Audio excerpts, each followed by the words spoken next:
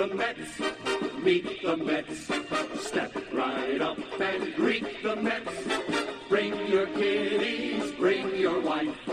Guaranteed to have the time of your life, because the Mets are really socking the ball, knocking those home runs over the wall. East side, west side, everybody's coming down to meet the M-E-T-S Mets of New York town. Oh, the butcher and the baker and the people on the streets, where do they go? To meet the Mets! Oh, they're hollering and cheering and they're jumping in their seats. Where do they go? To meet the Mets! All the fans are true to the orange and blue.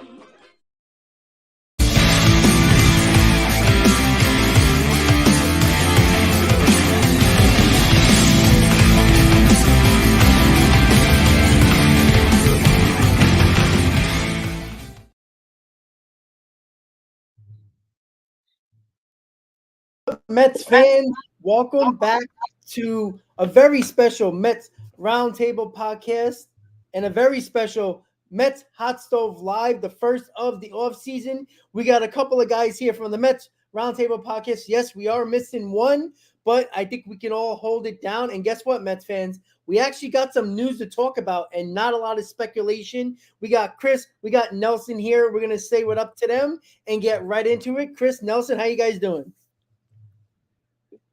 Not too bad. How are you? Could be better. Hanging in there. Thank you, Rob, for having us once again. Appreciate it. Absolutely. So, guys, yes, we do got news. If you haven't heard, Carlos Mendoza, everybody's choice 2 months ago, was the guy everybody had right on their radar as the New York Mets manager, first-time manager, former Yankees bench coach. A lot of in-dugout experience, which I said for a while now is at the very least what I wanted if it was a first-time manager. And let's be honest, this is not a popular opinion, as I just spoke to you guys about. It's not much different from Carlos Beltran being the manager, right? An inexperienced manager who, Beltran was a really great player, but he's basically as inexperienced as Carlos Mendoza. But one thing that I can say is that we all wanted David Stearns as the guy to run the organization. And you got to trust him. And I'm going to get you guys' opinions in a second, but make sure you hit on that like button, guys, and make sure to subscribe to Amish Country Mets Fan and CP New York Sports. Chris and Nelson, those guys are putting out good content, continue to put on good content, and the Mets are going to give us a lot to talk about this offseason. So, step number one was getting the president of baseball ops. Check that off. Second was getting the manager. I think a lot of Mets fans, and I don't know if you guys agree, everybody in their mind kind of like put it off a little bit, thinking that it was just going to be David Stearns and it was going to be a done deal and we go about our business about player acquisition. That didn't happen. So, Nelson, I'm going to start with you. So when you heard the news, besides throwing a party, how did you feel about Carlos Mendoza being hired as the Mets manager? I was perfectly fine with it. It's funny. I've spent all this time on X over the last month or so, diving into potential managers and whatnot, and I kept getting almost under everyone. You're wasting your time. Council's a sure thing. What are you doing this for? We all know Council's going to be the guy. Yada, yada, yada. Granted, Carlos Mendoza was not on my list. I'm not even going to pretend that he was an option. When the Vegas did their odds, he wasn't on that list. This a name that kind of came out of nowhere. Recently, we heard about him, obviously. But, he was a finalist for the Guardians job. I think he interviewed for the Padres job and the Giants, too, I believe. So it's not like Mets just pulled him out of nowhere and just decided to hire him. Like, he obviously was a hot name. Yes, he doesn't have experience. As I said in the video earlier today, every manager has to get hired for the first time somewhere. You're not every manager has to be given an opportunity. Does it always work out that first time? No. I think Mets fans have a lot of PTSD over the Luis Rojas and Mickey Callaway stuff. I get it, but that's not always going to be the case. Kirk Counsell was a first-time hire when he got the Brewers job. That went pretty well for him.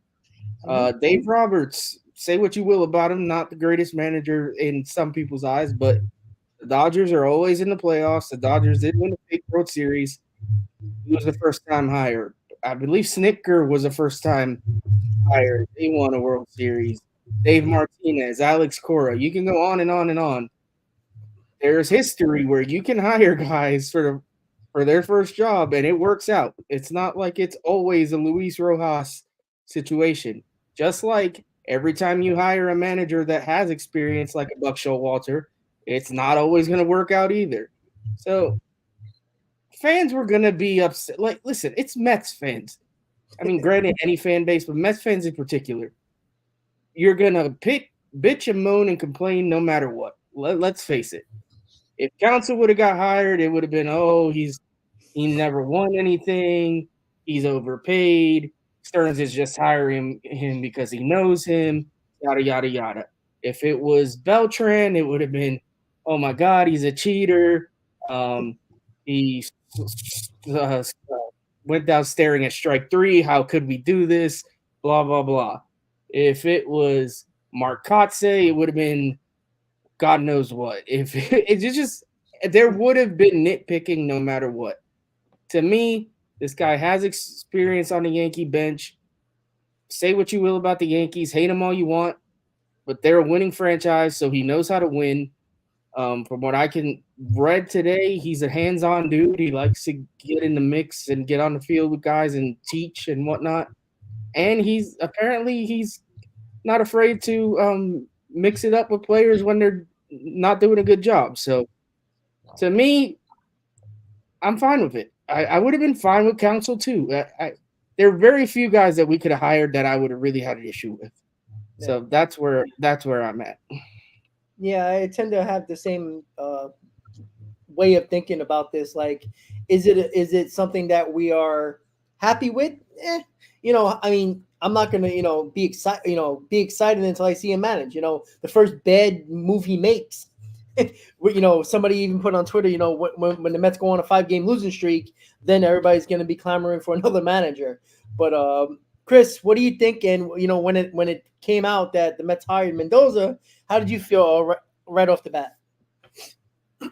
No, I mean, I was definitely, I can't sit here and lie to you and say that Craig Counsell wasn't my number one option for the Mets. I think that, like Nelson just said, everyone from fans to the media was basically sort of alluding to the fact that the Mets and Counsell had some strong ties. Now, what I saw in the comment section here, and we were just chatting before this, started up, Rob, is that, it seems like whether it be free agent acquisitions or maybe some other, hires in another part of the organization, that now Steve Cohen, being the richest owner in baseball, sets a precedent for the Mets to give in to anybody's demands salary-wise. And we have talked about this countless of times with the Pete Alonso contract extension looming.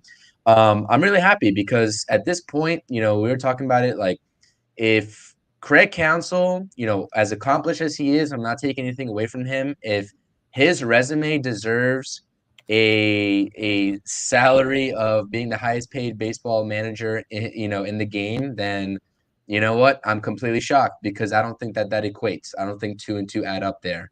So it really does seem like he was just leveraging the Mets to get some extra coin from one of those Midwest teams, whether it be staying with the Brewers or obviously eventually moving on to the Cubs. So I'm glad that the Mets didn't pony up to that, and I'm glad that they showed some sort of resistance where maybe we hadn't seen that from before, given the Verlander and Scherzer contracts galore. But that's besides the point. As it pertains to Mendoza, Nelson hit on the head. Everyone would have had complaints regardless of what it was. Now I'm seeing that we downgraded from Buck Showalter to Carlos Mendoza. I mean, it is like a continuous merry-go-round of unhappiness. But at the end of the day, you really have to take stock into the account that the manager does matter in baseball. Does he matter a little bit less nowadays? Yeah, he does as well.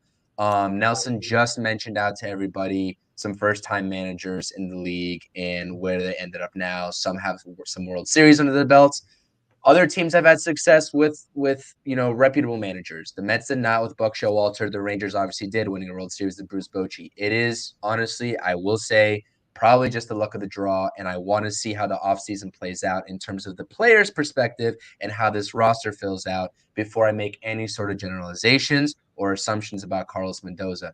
Albeit, I did not know that he had 10 years of baseball experience in the minor leagues before he got brought into the coaching world of the Yankees. I didn't know that. I had to do my research on the guy because, like Nelson said, he wasn't on my radar either.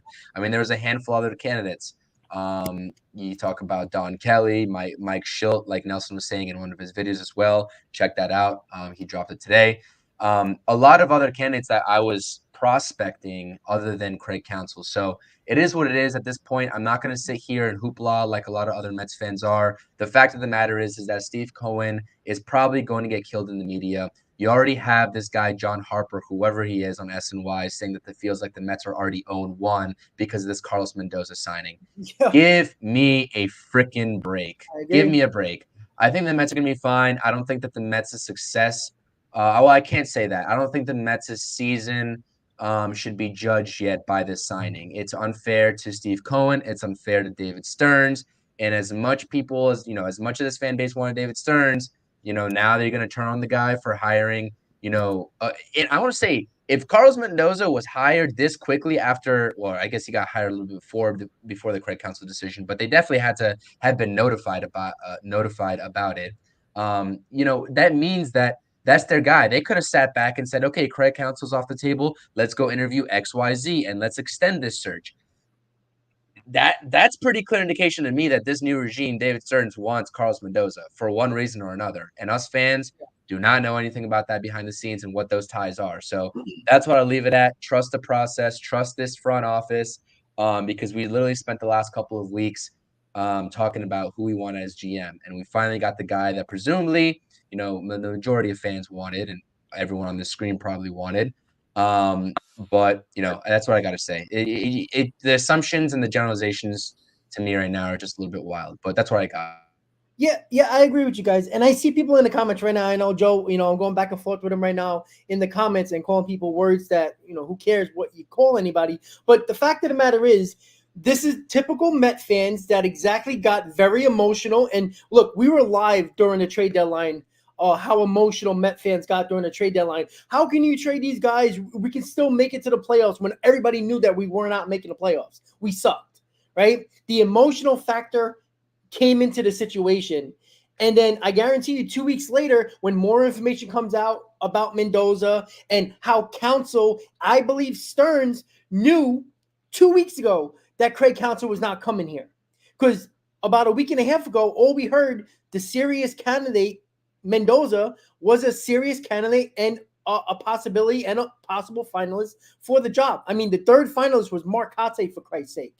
So, and for all the people that wanted Carlos Beltran, where did he get an interview? Did I miss something? He didn't get an interview with the Houston Astros that everybody said that he was a player manager. He didn't get interviewed anywhere. So if he's so good, quote unquote, as a guy that should be in the dugout, who never was in the dugout, where was his interviews, right? You heard Pat Murphy, you heard Joe Espada, you heard a lot of other names that they probably interviewed that we didn't even hear about. The fact of the matter is, I think Stearns knew Craig Counsell wasn't going to come here. I think he interviewed him out of respect of knowing him and basically obtaining him as a GM when he was the GM of the Brewers, and Counsell was already there. I think he says, all right, you know what? We can interview you, see where you are. If you really want to come here, we'll have a conversation. He knew. So for all we know, Carlos Mendoza was probably his number one choice, probably a week and a half ago. And, just going through the process of interviewing people, because there's also going to be, and there was I forgot who tweeted it, but that the Mets are going to hire an experienced former manager. You heard Gabe Kapler. You heard other guys that actually manage in baseball to put around them. That's how you put a coaching staff together. You don't just say, hey, Buck, we're going to give you this pitching coach because we like him, or this hitting coach because he's already here.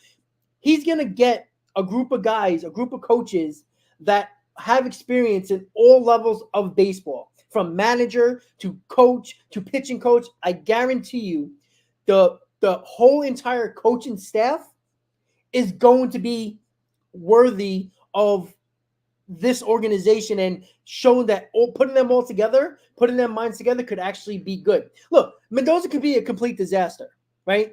It's possible. But let's not act like Craig Counsell would have came here and been a complete disaster, or if Buck would have stayed for one more year, it wouldn't have been a complete disaster. And at the end of the day, guys, you're only as good as a manager as you are if your players perform on the field. Could we be honest about that? I know we're afraid to blame the players all of a sudden in this new age of baseball. Everybody's afraid to blame, the babies that are the players, the crybabies that complain about everything. And it's quickly blaming the manager because, well, guess who can get fired? You can't fire the players. You can fire the managers. So guess what?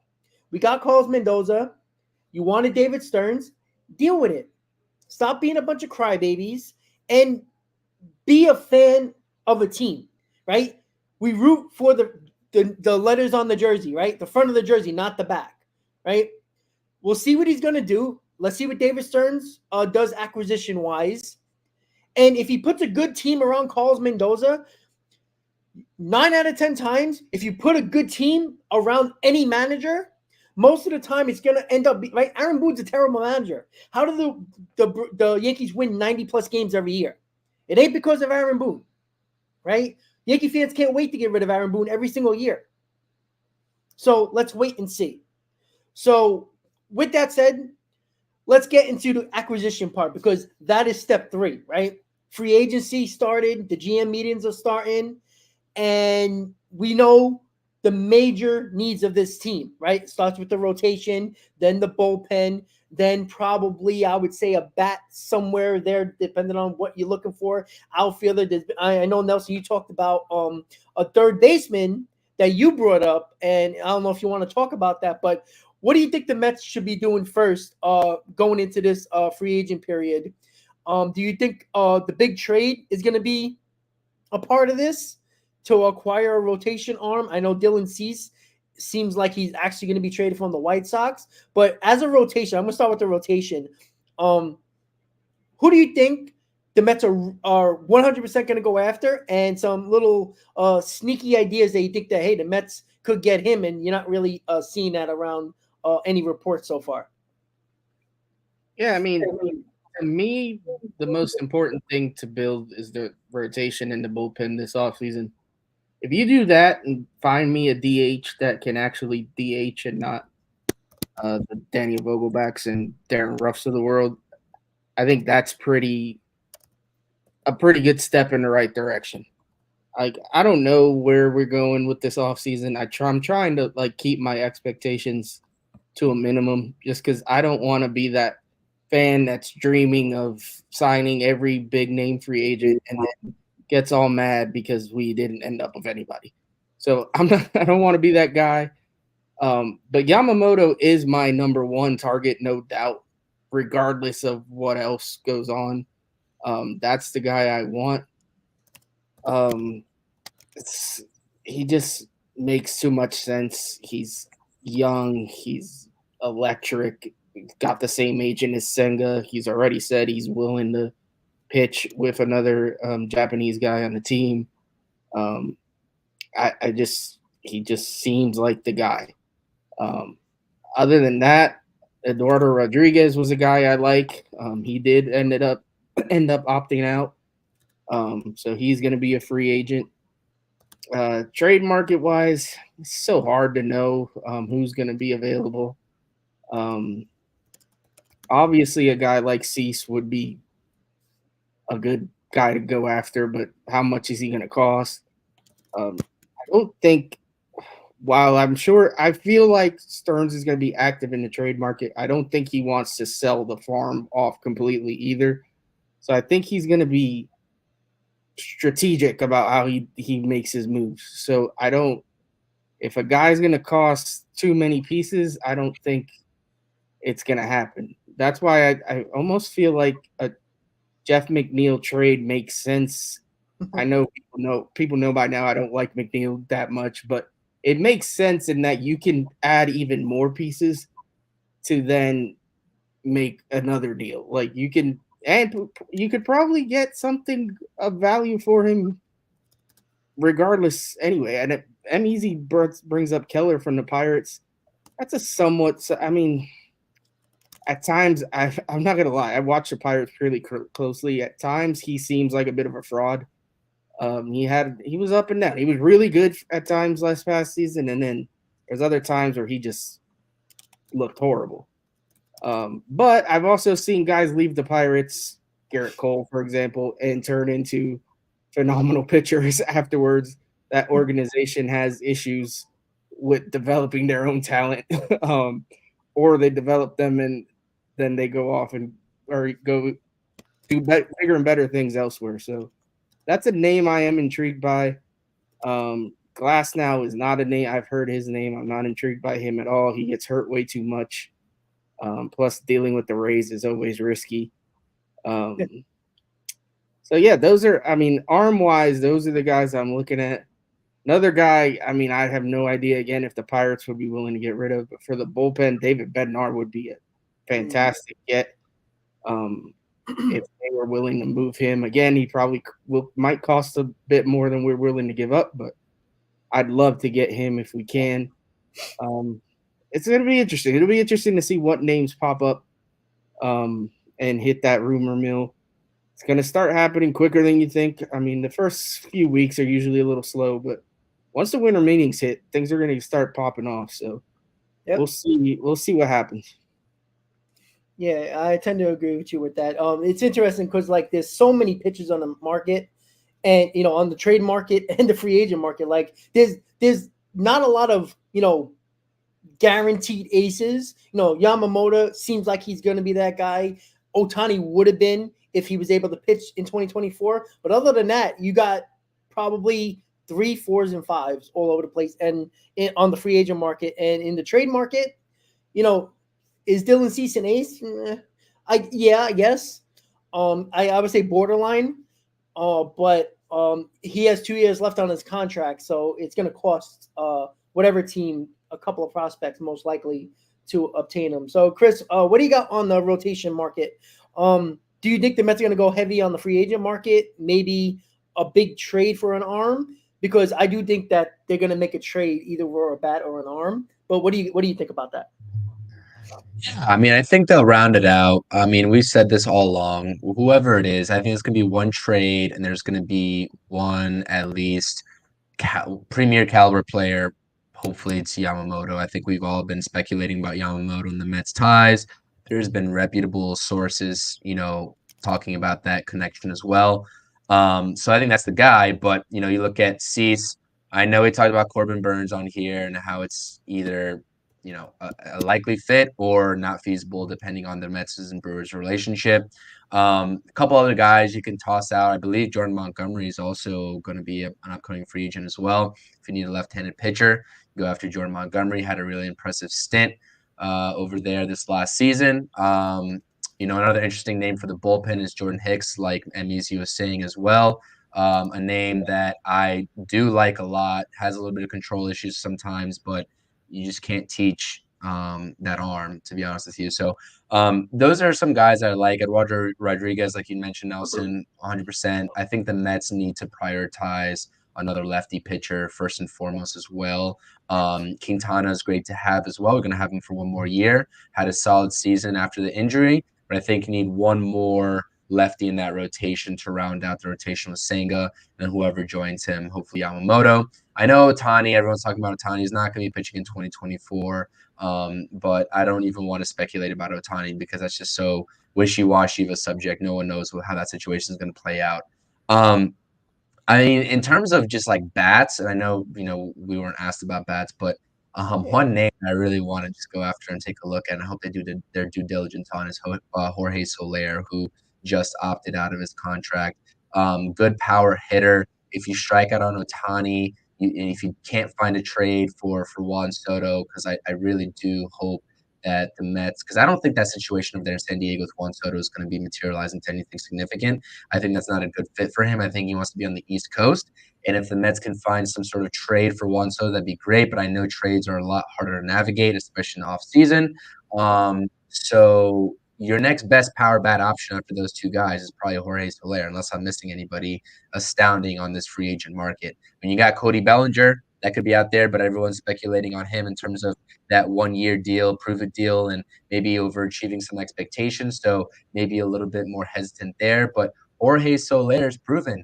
We need a power bat behind Pete Alonso. If Pete Alonso is really going to stay, like David Stearns said in his press conference, we need that power bat. He could be a perfect slot in right behind Pete Alonso, or however Carlos Mendoza decides to shake out his lineups. So, at this point, I do think it's going to be a mixture of free agency and, a trade market. But I know I see a lot of people saying Tim Anderson Jr. or not Tim Anderson Jr., just Tim Anderson. I think is he junior? I'm not sure if he's junior, but Tim Anderson. I don't know how I feel about Tim Anderson. I think that he's a great player. You definitely have to give him a 1 or 2 year deal, just a short-term deal to sort of prove himself. But that infield market is really, for the Mets, is really crowded. Especially with the guys coming up. You talk about Jet Williams, Luis Angel Acuna. Like, you have to, if you're the front office, and what I've been saying this whole time is that you have to navigate. It's so challenging because you have to navigate the free agent market with respect to who you have coming up in this farm system. There's only so many roster spots you can give out. So, and these guys are not just going to stay in AAA and AA their whole careers. So they got to come up eventually. So that's another aspect, another driving force that I hope David Stearns can get right, and that's why we pay him the big bucks to sort of get that right. So a lot of nothing short of talent on this market, and I think the Mets are going to do their due diligence any which way they go. They can either go like the route that was reported and saying that, oh, we're not going to give it our all in terms of free agency this year, but we're certainly going to try still because there are veteran caliber players that you can give short-term deals to and then wait to give some long-term deals maybe in the next couple of years. Or the couple of young talent, premier talent that is on this free agent market, you can maybe go after them this year and sort of, I guess, not cut off any sort of money because obviously Steve Cohen's going to go over the luxury tax threshold no matter what in the next couple of seasons, I would presume. But, maybe not be as heavily involved in those sorts of big fish in the pond the next couple of years. So it doesn't really matter. I think the Mets are going to field a competitive roster no matter what. And I think that should be at the back, burner of Mets fans' worries. It really is about how they decide to be, what their methodology is in terms of filling in this rotation and these roster spots, because there is a lot of different paths for this front office to take. I think that's the main point. So we'll see how that all shakes out. Yeah, and we just talked about, like, everybody has their own ideas of free agency trades or what the Mets can do, rotation bats, bullpen arms, whatever they're going to do. And look what it came up with all of us saying. That is options. What the Mets did not have last offseason, and now they have it this offseason. David Stearns comes into, a really good situation here because he has a ton of prospects that if he decides to use them in trades, great. If he, we have too many prospects now and not enough room for all these guys on the roster. So he has to figure out, and that's his job, which guys to keep and which guys to use as trade chip. And I'm not just talking about this offseason. It's the deadline as well, right? If he doesn't make a big trade this offseason, he has those chips for the trade deadline if need be. If the Mets struggle offensively but still in the mix for a playoff spot going into the deadline, you have maybe if Juan Soto don't get traded in the offseason, gets traded at the deadline, maybe you can use chips like that. If there's a pitcher available, if you got an injury or so, or you need that extra bullpen arm, you got the chips to do so. Again, I have no problem playing a certain amount of kids, but we also won 75 games last year when everybody wanted the kids to play, and kind of look what happened, right? They're question marks. Every one of them are question marks. And I'm all for playing the kids, but if you're not going to play them, don't leave them in the minor leagues and not help this major league roster, right? If you leave them there, they're not helping anybody. So I see it as this. I do think the Mets are going to make a big trade, either for a pitcher or for a bat, whichever one, who knows. But I even said this in my prior stream. I think this is going to be the offseason of big trades around the league. Because I think, a lot of teams, except for like the big market teams, I feel like they're going to be a little hesitant to give a lot of money to a lot of these free agents. I mean, Blake Snell's looking to get over $200 million. I mean, whoever gets him, good luck. So there's a lot of middle of the market teams that I don't think are going to, shell out this type of money. And, that's good for the big market teams. But I feel like the trades are going to happen a lot more probably during the winter meetings where it really gets going, like Nelson said. But I do agree with you guys. Like, the options are key. And, Stearns obviously is a New Yorker, Mets fan and all that stuff, but he knows he's coming into a good situation. Yeah, we sucked last year, but getting his hands on an organization that figured out a way to be a top 10 farm system in a matter of 4 days, that's not easy to do. Even though Cohen had to spend a lot of money to do so, we got a top 10 farm system now. Use them either on the roster or as a trade chip. So we talked about pitching. We talked a little bit about bats. I'm going to get a little bit more into the offensive side, right? We talked about Pete Alonso until the cows come home. There was possibility of him getting traded during the deadline, which I don't necessarily thought was more of just let's see the value of Pete Alonso around the league. And, he hired Scott Boras. So you know what he's looking for. He's looking for buku bucks. Like, let's be honest about that. I think the Mets are going to go 7 or 8 years. I really, really doubt he's going to go. The Mets are going to go 9 or 10 years. And that's why I think the Mets are going to allow him to go to free agency, because you don't extend somebody and overpay for an extension. It does not make sense. If Pete Alonso was willing to give a little bit of a team-friendly deal, he would have been signed already. I think that's obvious. So, Nelson, I'm going to ask you about the Pete Alonso situation because, we've seen jersey swaps already all over Twitter and social media. Somebody, messaged me and saying, hey, he looks really nice in a Cubs uniform. Yeah, okay. Pete Crow Armstrong, and then we'll start from there. Stuff like that. Like, I don't know what we can get for Pete Alonso. Not saying I want to trade him, but I do have a feeling he's going to go to free agency, and the Mets are going to sit back and say, let me see your value, go see what offer you can get, and bring it back to us, and we'll either match it or not match it or go a little further. I think the Mets have that luxury now, like they did with Brandon Nimmo. They let him go to free agency when they offered him a decent deal, extension deal that he didn't take. He went to free agency, and the Mets did a little bit better than everybody else, and they kept their center fielder for the next 8 years. So, Nelson, what do you think about the Pete Alonso situation? And with Stearns not having any connection to any of these players, what do you think is going to happen with Pete Alonso? It's so hard to know what situation there is. I would hope that Stearns has spent – I know he's been busy looking for a manager. I would hope he spent some of his time so far talking to Pete and figuring out what the hell Pete wants. Because, yeah, you can go to free agency with him, and that's fine. And I don't think would necessarily be a bad thing just because I don't see the market for him being that huge. I'm sure there will be other suitors, but I don't see it being like a ton of teams after him. So while I don't hate the idea of doing that, let's be honest, it would be better to have him either locked up, or if you are talk to him and he's making it seem like there's no way he's staying under the parameters you're looking for, then yes, you need to trade him, because the last thing you want to have happen is him walk away and you get left with nothing. Yeah. It's just not what you want. If he's going to leave, you need to get something for him. So you need to be sure, whatever the situation, you need to be sure that he either legitimately has a shot of staying, or if he's looking like he's going to walk no matter what, then you need to trade him, because you cannot get left in no man's land. We've done it in the past with other stars. It just sucks. It's not a situation you want to be in.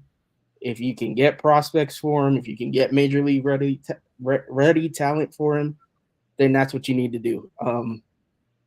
I'm not like you. I don't want to give him 9 or 10 years. If he's dead set on that, I would get rid of him. If he's willing to play ball and do a 7-year, 8-year deal for whatever the amount of money, then fine, let's work it out. But to me, this is a situation where we need to figure it out sooner than later. Especially since it does affect what we do free. Yes, Cohen is Mr. Moneybags, but it's going to affect other deals. However much money Alonso makes affects however much money we have to spend moving forward. And there's other guys out in the market, like Rhys Hoskins is out in the market. Bellinger's out in the market. These are guys where if you think Alonso's going to walk, you can maybe swing a deal for either one of them. Both of them can play first. If you do keep them for the season, they can DH or play. Bellinger can play outfield, which is we do need an outfielder. If Hoskins is willing to DH though, so there's a nice name, but we need a DH. We need to solidify that DH spot. If Hoskins is willing to do it, that'd be a guy I'd look into as well. It's just, there's, like you said, there's options, and that's the nice part, is that there's a lot of options. There's going to be trade options. There's tons of free agent options. If you're not sold on third base, I brought it up earlier a few weeks ago. Alex Bregman's a name that Houston might be willing to give up. You never know. He's on the last year of his deal. They don't always pay their guys. If he's available, you want to shore up that third base spot. That's a proven winner. The guy can hit. I'd be looking into something like that. If Beatty's not, if you don't believe in Beatty, if you don't want to throw Mauricio at third, there's an option for you. You can maybe, in that case, play Mauricio at second. If you keep McNeil, throw him in the outfield. There's flexibility on this roster, and that's the nice part. There's a lot of flexibility, regardless of if you keep Pete, keep McNeil, trade either one of them, because of all the minor league talent we have, especially up the middle with the middle infield guys. It's just flexible. You can do different things with these guys that you have. So I don't know. I would just look to try to figure out this Pete thing as soon as possible. That's just my take, though. Yeah. I like how you said that. The Rhys Hoskins thing. I brought that up during my MLB Free Agent Frenzy stream.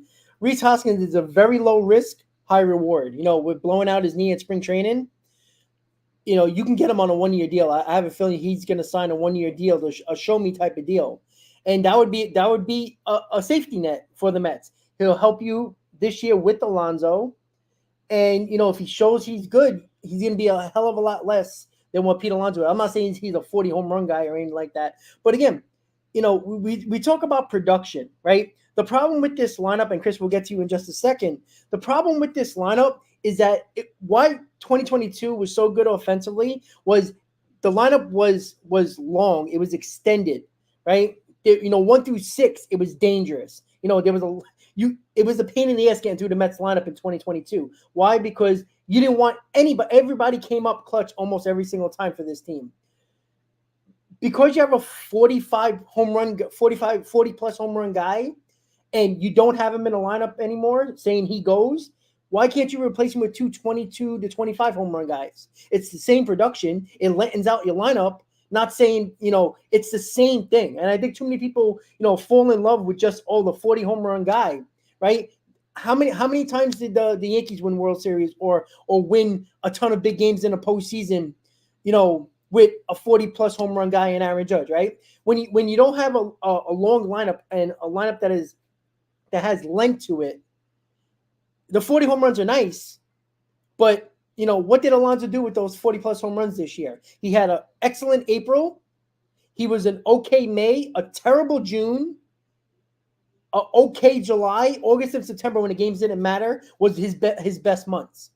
So, what are we looking at here? We're looking at the fact, and that's what I hear all the time, Chris, replacing that type of power. Well, you can do that with probably half the price of Pete Alonso for 225 home run guys that bat 250. You know what I'm saying, Chris? What do you think? Yeah, no, that's definitely valid too. And especially because we're looking at a situation where Pete Alonso probably is going to want to reset the first baseman market.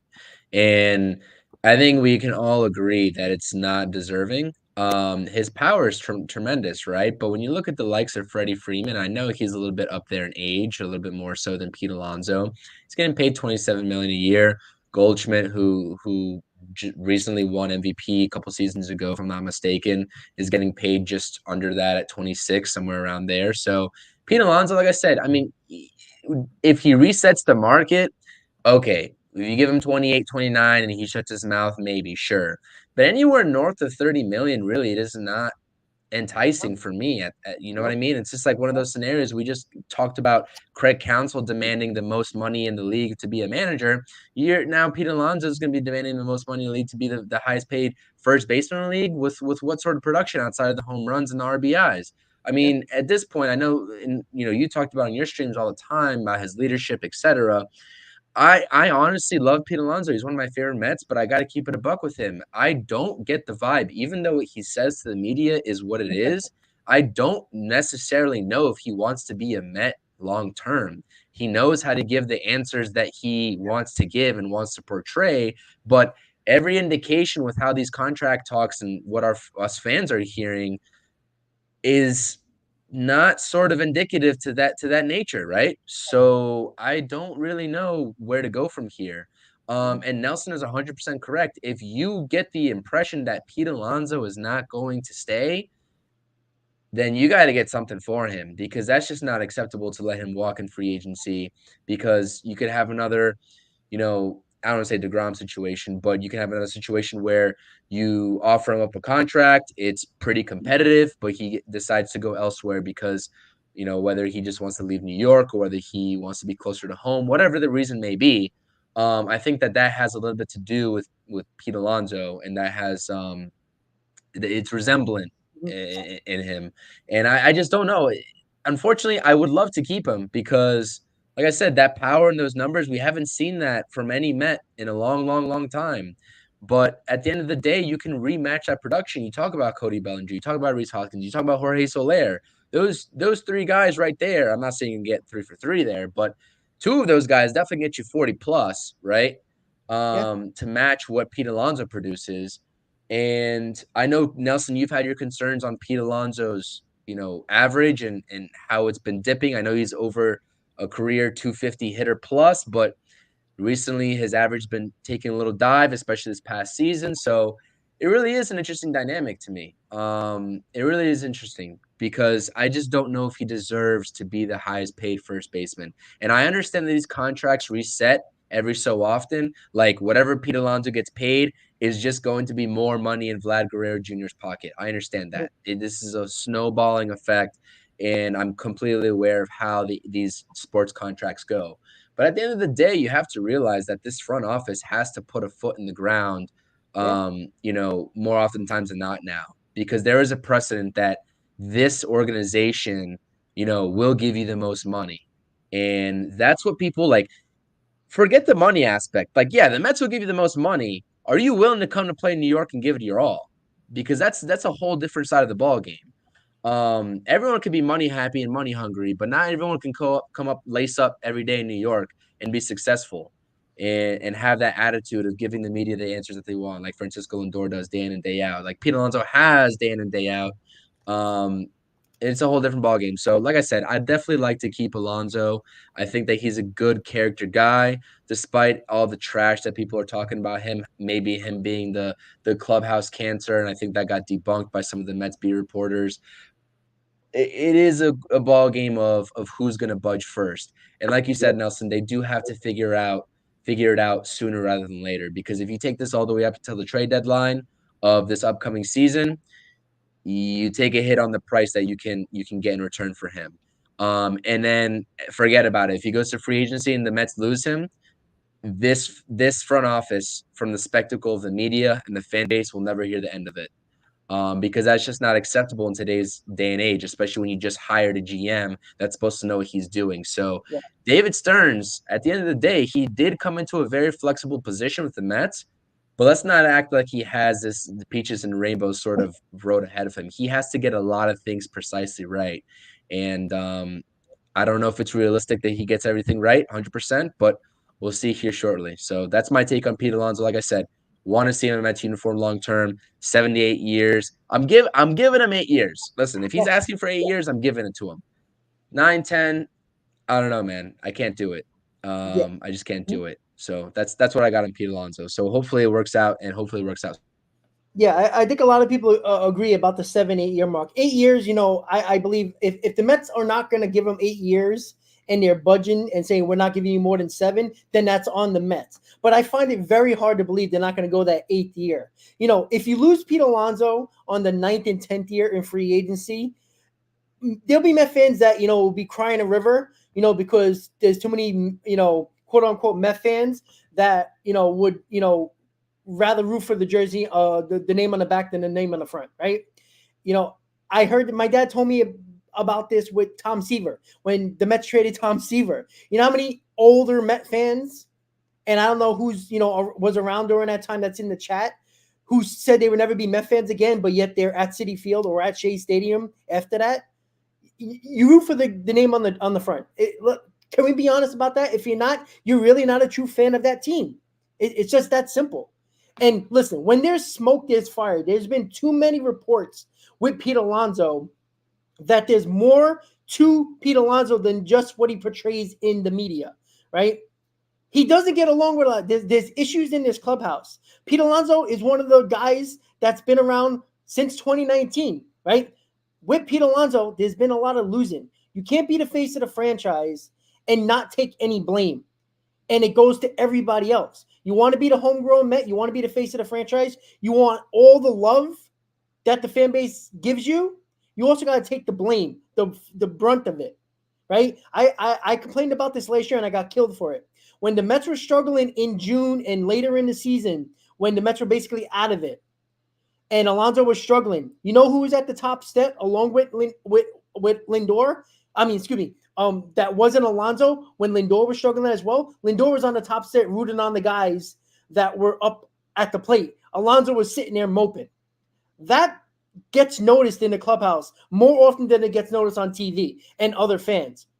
If you're a diehard P. Alonso fan, you're probably not even going to pay attention to that. But the $300 million man is on the top step rooting on a player on that team, his teammate, when it really doesn't matter. If Lindor was sitting down and Pete Alonso was clapping, people would get on Lindor because he's not a homegrown Met and he makes, $300 million. So let's be honest about Pete Alonso here. There is something going on. Pete Alonso, I was at his charity event. I went both times that he had his charity event with his wife, with Carton and Roberts show a couple of times. He's a great guy. He does a lot for the community. But I'm going to tell you this right now. And I met Pete Alonso in Pittsburgh when I went to the Pirates game a couple of years ago. Pete Alonso has that type of ego that is very easy not to like, right? And I'm going to be honest about that because he don't have a lot of friends in that clubhouse. I can tell you that right now.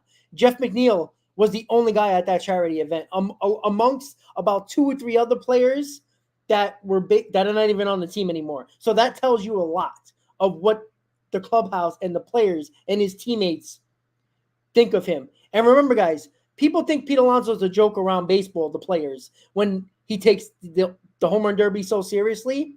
Players don't like Pete Alonso around the league either. So, again, production, it's hard to kill him on production, but a lot goes into Pete Alonso as well. And there needs to be some camaraderie, right? The Rangers weren't the best team in baseball, but you know what? They came together at the right time, right? So I think that matters, especially for a team that had clubhouse issues in 21, and you saw how that derailed the season. It took Buck Showalter in 2022 to get them straight, and then it became an issue again in 2023. Who's been here during those years? Yes, Lindor, McNeil, Alonso, Nimmo. those are the mainstays. So if it's not the guys that are coming in and out of this team, you got to start blaming the guys in the core as well. And it seems like a lot of the name that's been popping up a lot has been Jeff McNeil and Pete Alonso as the big problem. So we'll have to see. All right, so let's get in the last about 10 minutes or so. Nelson, I'm going to start with you. Whatever you want to talk about when it comes to the Mets, if you want to, talk about more about Mendoza or whatever you want to talk about with the Mets, put it this way. I'll ask you a question. The Mets will have a successful offseason if. Ooh, that's a big one. Let's see. How do we? The Mets will have a successful offseason if. Well, I'll stick to it. They got to build the rotation. They got to fill that back end of the bullpen, and they need a DH. Like, to me, that's the bare minimum. They have to do those things. If you could do those things and you get it right, you can at the very least make the playoffs. You don't have to win 90 to 100 games to make the playoffs and get to the World Series. We've seen that. You just got to get in the show. 80-something wins, mid-80s, that can do it. So it may not be what fans want to see, but if we don't sign all the big names, but we sign enough serviceable guys to get to the postseason, then anything can happen. You can make acquisitions in the summer. You can make things work. But at the very least, we only have 2 starters in my mind. McGill stinks. Peterson stinks. I don't want to see those guys again. If they're still around for depth, that's fine. Jose Budo, I don't really believe in. Lucchese's, whatever. Like, we need to solidify that rotation. We need 2 or 3 guys in order to do that. Yeah. In my mind, Yamamoto's the guy. Hopefully he's one of them for sure. And then you go from there. I really like Eduardo Rodriguez. I wouldn't mind him if he's not too expensive. Tyler Mahley's a guy I like, a name I like that's out there, that's available. There's guys. There's ways to build this rotation. There's obviously trades you can make that you don't have to sign every star. You don't have to get Ohtani, even though Ohtani would be awesome to get. Like, obviously, he's the dream DH. If you can fill the DH role with Ohtani, I don't think anybody's complaining. Obviously, that's going to cost a ton of money, and who knows where that – I mean, I almost feel, though, at that point, if Cohen is going to sign Ohtani, then I don't think he's holding back. Like, that's not a move where you just sign Ohtani and go, well, everything else is whatever. I think if we see Cohen go for Ohtani and we get him, then we're going all in for multiple stars. And you can argue whether or not that's the right move. Star hunting hasn't necessarily always worked, but I can see if Cohen's going for Ohtani, I can see him just going balls to the wall and just going all out. So but that's the main thing. I don't know exact names. I'm not the general manager. I'm not the president, but you have to build the rotation. You have to solidify that bullpen, and we need a real DH. We can't do this platoon crap anymore. We can't. I don't trust. I know I'm not one to just say screw the kids and don't play any of them, but I don't trust Vientos to just hand him that job. To be honest, I don't trust Mauricio to just hand him that job. So we need to solidify the DH spot more than anything else. Another outfielder obviously would be nice, but DH is for the lineup. DH is my number 1 priority. Yeah. Yep. It sounds about right with that. So Chris, same question. What do you got? I think the Mets have a successful season if I'm going to piggyback one time on what Nelson said, you build a rotation. Now, the other piece of it, I'm going to say if either 2 things happen. Either one, you sign up the rest of your roster, you fill the rest of your roster in a more competent manner than you did 2 seasons ago. Yes. That being said, you signed Escobar, you signed Canna, you signed Marte. Those guys, I get it. Marte was a little bit different story, but Canna and Escobar were not starting pieces on a championship caliber team. They delivered you a playoff appearance, but they're never going to take you over the hump. You got to sign better pieces to support the core four that you just named off, Rob. Nimmo, Alonso, Lindor, and McNeil. There's got to be more talent surrounding those guys. Now, if you choose not to do that, or if you choose to sort of half it, the way the Mets have a successful season is if the young kids perform up to their expectations and don't turn in another season like Brett Beatty did. They don't turn in an inconsistent season like Vientos did. Alvarez turns in more of a consistent season and how he started off versus how he finished it. You got Jet Williams coming up potentially, and he rakes. The thing is like the Mets have an interesting and unique situation, right? Because like I just said, the way they approach the offseason is based off of how they really value these kids moving forward and how much they believe in them to perform at the major league level. They don't have to go sign every star in the book because their farm system is indicative to one that should take them to that next level while you mix in some free agent signings and those kids coming up. But if the Mets farm system continues to perform like they have historically, with all these expectations and all these expectations failing them, it's not going to work out. So I think it needs to be a mixture of the free agent class coming in, give us something better than Canna and Escobar on 2-year deals, right? And also expect and demand better from these kids moving forward. If Vientos is not it, you move on from him, like Nelson just said. If Mauricio, if you can't find him in everyday position, and if he's not your DH, you move on from him. You have guys that can replicate that talent coming up behind them, and you got to go get assets, whether it's major league ready or lower end prospects for those guys too, because you have to start clearing out some of those roster spots coming up. Because Mauricio is already major league level, Vientos is already major league level. If they're just going to sit here and take up space, no bueno, no good. You got to get them out. So you know what I mean? Like it's a combination of the two.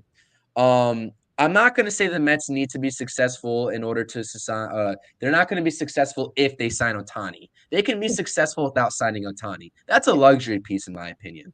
They can go a lot about this offseason a lot of different ways. Ohtani, he doesn't even fit like the reason and the my main attraction to Ohtani was obviously right. He's probably one of the greatest major league players to ever live and to pick up a baseball, but he can't pitch for you in 2024, so that doesn't do you any good. I get that he's probably going to pitch after the fact in 2025 and beyond, but that injury history already scares me within itself. And let's not act like he's 25 years old. The guy is approaching 30, if not already 30 years old. So to give him a 10-year deal is also a little bit of a question mark, in my opinion. So like I said, build the rotation. That's my first and foremost, indicator. And then also let's see how they build up that free agent class for the offense and how much they believe in the kids. I think that no matter what the free agent class is, whether they go superstar heavy or not, if those kids perform to their expectations, the Mets will be in a better position than not by default and automatic. So I think that's my key to the 2024 season is not only the kids coming up like Viento, or not only the kids that are already here in Vientos, Mauricio, Alvarez, Beatty, etc., but the kids who are coming up who are now directly competing with the kids that are already here. Jet Williams is already competing with Brett Beatty. That competition is commenced already. So sorry, Brett Beatty. We understand how good you once were. We have a lot of questions on you now. And Jet Williams is rising through the ranks to take your spot.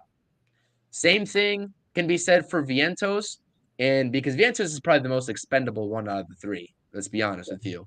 I think the only kid that's really safe right now that's been up that we saw last season is Alvarez. Even Mauricio. I mean, we have plenty of DH options. You look at Gilbert, he's revitalized. You look at the likes of Acuna, who we know what he can produce if he's at the top of his game. I know he struggled in the Mets uniform in the minor leagues, but like there's so many variables at play here, and the Mets are really like fortunate that they decided to take that stand, because we could be talking about a whole different ball game in terms of the Mets' X factor if they didn't make that offseason decision or the trade deadline decision. Sorry. So I think I'm going to say the kids. That's my answer. If the kids perform up to expectations, short and simple. There you go.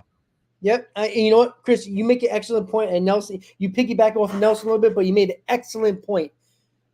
There's with the young kids, there's replacements coming up, right? If Alvarez doesn't perform, Parada's right behind him. Beatty doesn't perform, Jet Williams right behind him, right?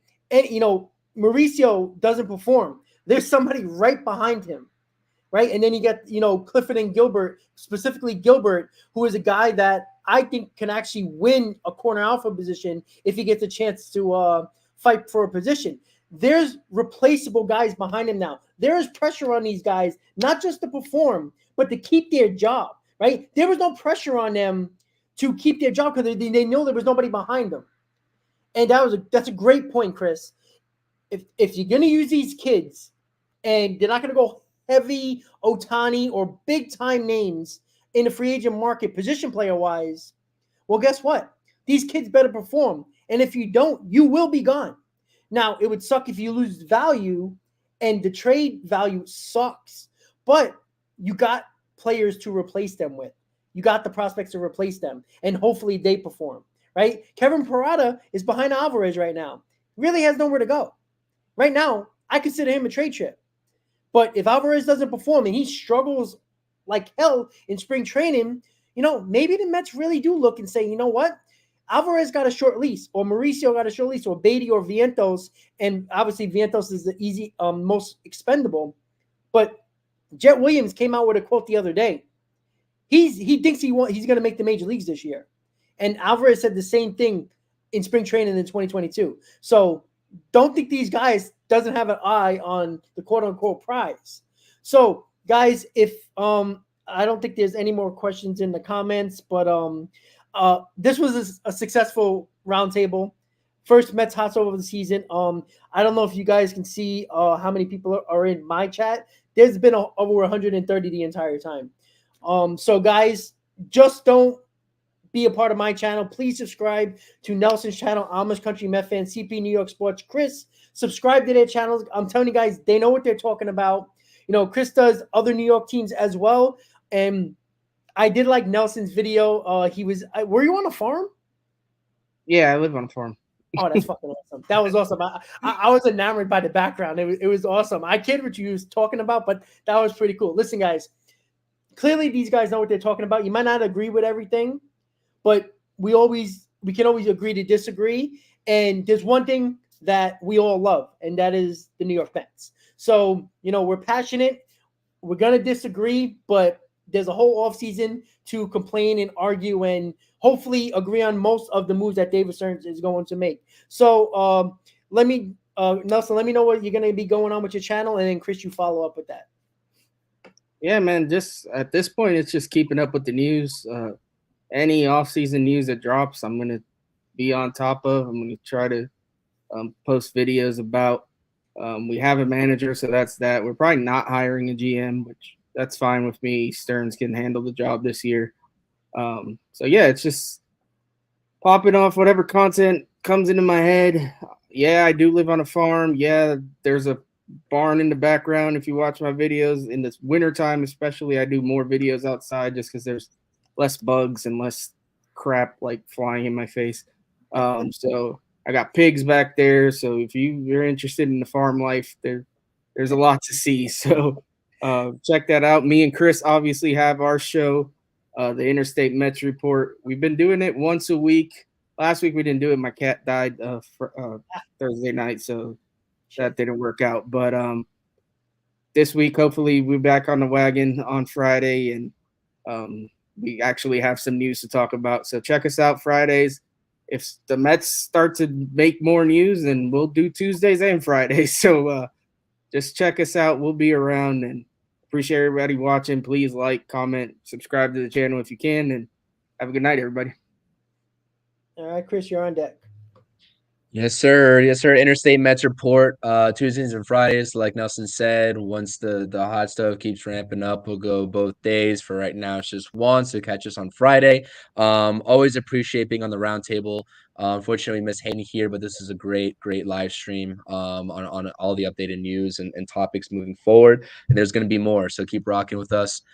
True Knicks talk, all New York sports content on my channel, not the Yankees though, so I'm sorry about that.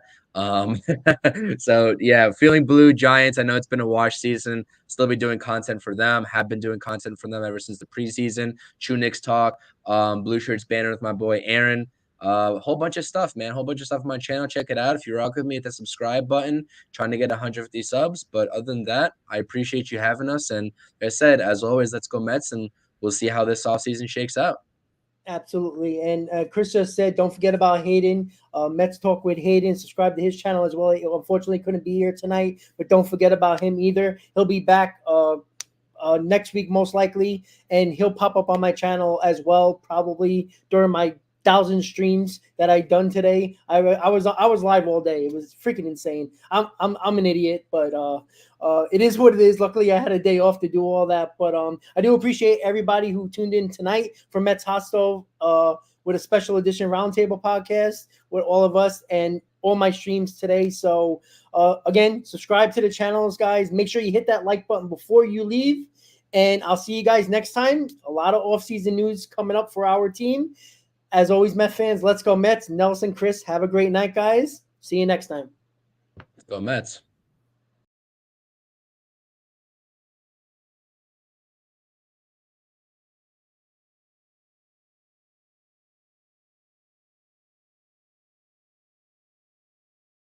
The orange and blue, so hurry up and come on down, 'cause we got ourselves a ball club, the Mets of New York town.